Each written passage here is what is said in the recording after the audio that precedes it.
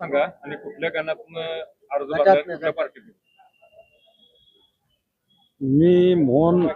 मी मोहनभाऊ बागल, ग्रामपंचायत सदस्य काळेवाडी आणि करसुंडी गटातून अर्ज भरलाय मी.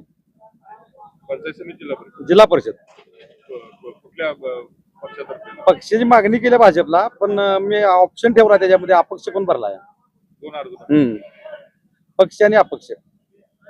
करसुंडी गटामध्ये अर्ज टिकेल का असं तुम्हाला वाटतंय का? होय नाही टिकल तर अपक्ष आहेच आपला अर्ज. यापूर्वीच आपलं ठोस काय काम आहे या करसुंडीला पूर्ण जवळजवळ माझं 4 जिल्ह्यामध्ये काम आहे. सामाजिक काम, दिव्यांग, विधवा, परित्यक्ता, ज्यांना कोण नाही अशा लोकांना मोहनभाऊ बागल आहे. पूर्ण महाराष्ट्र 4 जिल्ह्यामध्ये कंप्लीट काम आहे माझं. ज्या एखाद्या गरीबाला माल मिळत नसेल त्याला माल काढून देतो, एखाद्याला कार्ड रेशन कार्ड नसेल त्याला रेशनिंग कार्ड तयार करून देतो आणि ऑनलाईन करून मालही चालू करतो रेशनिंगचा. आणि गोरगरिबाचीच काम करतो आपण. फाउंडेशन आमदार खासदार काय घ्यायची गोरगरिबाची कामं नसतात. कोणाला कॉन्ट्रॅक्ट पाहिजे, कोणाला हे पाहिजे ते पाहिजे. गोरगरिबाची कामं काय असते, कोणाला माल मिळत नाही, कोणाला रेशन नाव वाढवायची कमी करायची, तो अंध असेल ते सर्टिफिकेट काढायचं, सांगली सिव्हिल हे सर्टिफिकेट काढायचं, त्याला पेन्शन चालू करायची. एखादी वयस्कर लोक आहेत त्यांना कोण मूल बाळ नाही, त्या लोकांना आणून तहसील ऑफिसला श्रावणबाळ योजनेचा लाभ द्यायचा.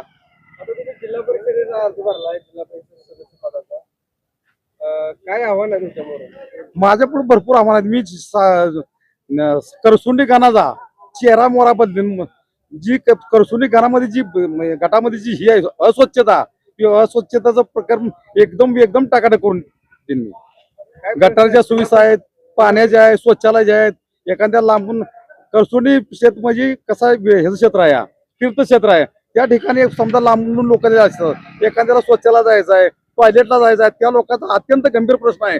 मग त्यांच्याबरोबर येणाऱ्या लोकांना काय म्हणतात ते आपण गाडी घेऊन गेल्यानंतर बाहेर जाऊन टॉयलेटला महिला वर्ग म्हणा किंवा पुरुष वर्ग बाहेर जावं लागतं 1 ते 2 किलोमीटर.